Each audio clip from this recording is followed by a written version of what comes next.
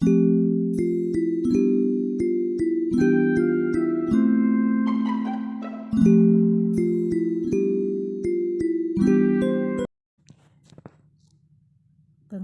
otak. Pengertian otak adalah salah satu organ terpenting pada tubuh manusia yang merupakan pusat dari sistem saraf.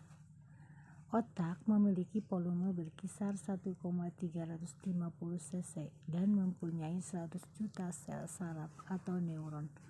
Untuk menunjang fungsinya, fungsi otak salah satunya adalah sebagai pusat regulasi, sebagai pusat pengatur organ-organ tubuh, misalnya mengatur kerja jantung, hati, dan lain-lain. Otak juga merupakan pengendali tubuh. Jika seseorang memiliki otak yang sehat, maka akan mendorong tubuh sehat juga. Namun sebaliknya, jika otak seseorang dalam kondisi yang tidak sehat, maka itu merupakan penyebab dari segala masalah dalam tubuh. Struktur otak. Otak manusia terbentuk atas dua sel, yaitu glia dan neuron. Glia adalah sel yang melindungi neuron atau bisa disebut dengan sel pelapis neuron. Sedangkan neuron merupakan sel saraf yang membawa segala informasi yang dibutuhkan tubuh ke otak. Neuron membawa informasi tersebut dalam bentuk potensial aksi antara neuron yang satu dengan neuron yang lainnya saling terkait, sehingga dapat diibaratkan sebagai rantai yang tidak terputuskan. Neuron yang satu akan membawa informasi beberapa potensial aksi ke neuron yang lainnya, dengan turut serta membawa bahkan kimia yang disebut dengan neurotransmitter. Manusia atau bahkan makhluk hidup lain memiliki ratusan bahkan jutaan neuron yang saling berkait untuk membawa segala macam informasi ke otak. Selanjutnya, bagian-bagian otak. Secara umum otak terbagi menjadi 4 bagian, yaitu otak besar atau cerebrum, otak kecil atau cerebellum, batang otak atau brainstem, dan sistem limbik. Namun dalam bagian besar tersebut masih terbagi menjadi bagian-bagian kecil lagi. Berikut penjelasannya. 1. Otak besar, cerebrum. Sesuai dengan namanya, yaitu otak besar. Otak besar merupakan bagian yang terbesar pada otak. Otak besar merupakan bagian yang membedakan antara otak manusia dengan otak binatang. Dengan otak besar, manusia mampu berpikir, mengendalikan pikiran, bicara, mengingat, dan bahkan berbicara. Kecerdasan seseorang juga turut diukur berdasarkan kemampuan otak besar. Otak besar terbagi menjadi beberapa bagian, yaitu lobus frontal. Lobus frontal yaitu bagian otak besar yang menduduki bagian terdepan dari struktur otak besar. Lobus temporal memiliki hubungan dengan perilaku manusia, seperti kemampuan bergerak, kognitif, perencanaan, penyelesaian masalah, kreativitas, pusat kontrol perasaan, seks, dan kemampuan berbahasa. Selanjutnya, lobus parietal. Lobus parietal adalah bagian otak besar yang berada di tengah lobus parietal sehubungan dengan proses sensorik tubuh, berupa tekanan, sentuhan, rabaan, dan lain-lain. Selanjutnya, lobus occipital. Lobus occipital adalah bagian otak besar yang terletak paling belakang bagian otak besar ini.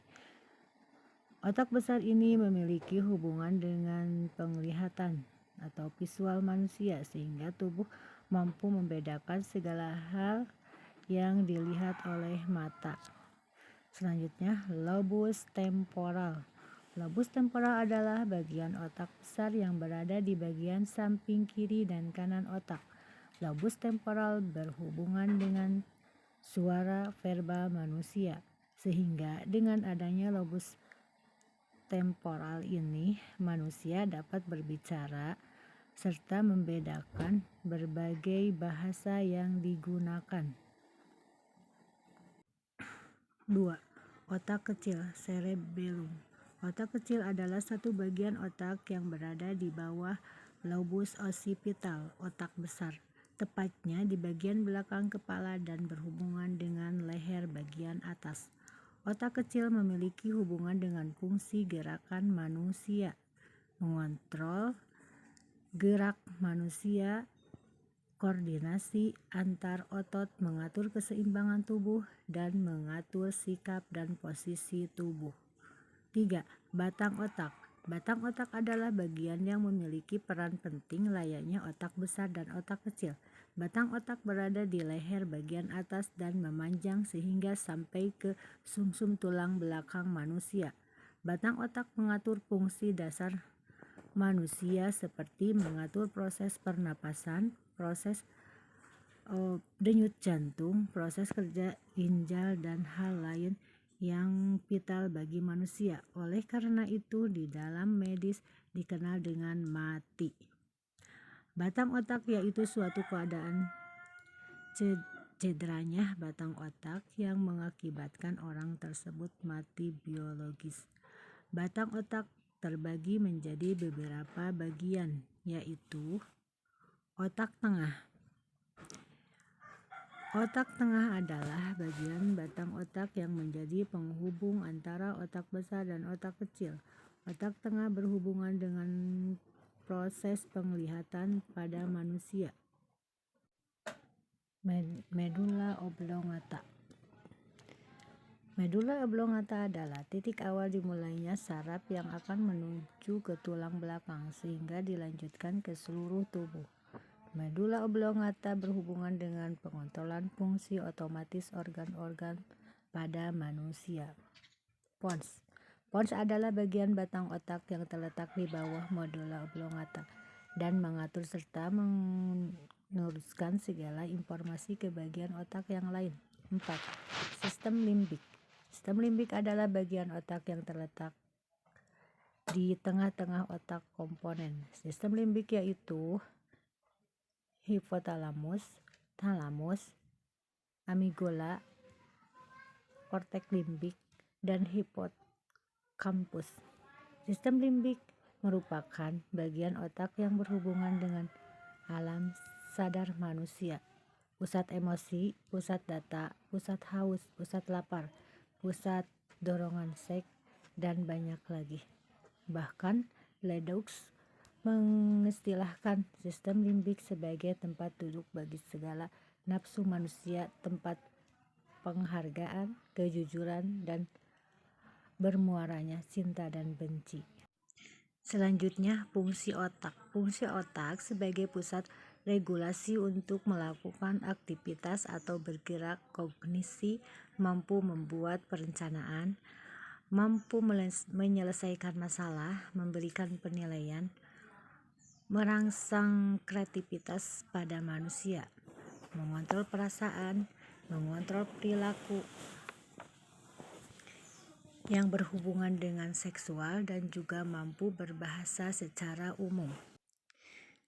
Berikut ini adalah fungsi otak secara umum. 1. Sebagai alat sensor terhadap perasaan, contohnya adalah tekanan, tertekan, merespon sentuhan, dan menghasilkan rasa sakit. Yang kedua, sebagai alat untuk menerjemahkan verbal sehingga seseorang mampu mendengar, mampu menangkap dan memaknai informasi, dan mampu menangkap bahasa dalam bentuk suara. Yang ketiga, sebagai pusat pengatur gerakan koordinasi antar otot tubuh dan pengaturan keseimbangan sehingga seseorang akan dapat bergerak sebagaimana mestinya dan tidak terjatuh. 4. Sebagai pusat masuknya informasi visual untuk diterjemahkan dalam bentuk penglihatan yang sesuai dengan aslinya. Yang kelima, berfungsi dalam penerjemahan visual manusia seperti menggerakkan bola mata, membesarkan atau mengecilkan pupil mata sesuai cahaya masuk, dan juga mengatur gerakan tubuh manusia. Yang keenam, melakukan pengontrolan terhadap fungsi otomatis otak seperti mengatur detak jantung, mengatur sirkulasi peredaran darah di dalam tubuh manusia, mengatur pernapasan, dan juga mengatur sistem pencernaan manusia. Yang ketujuh, menghasilkan perasaan, pengaturan emosi, pengaturan produksi hormon seperti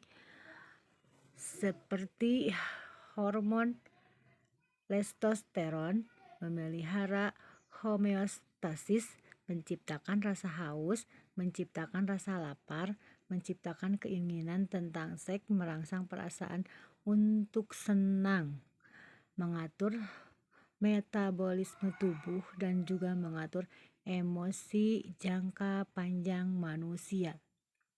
Yang kedelapan, sebagai penjaga tubuh baik dalam tertidur atau terjaga. Sekian dan terima kasih.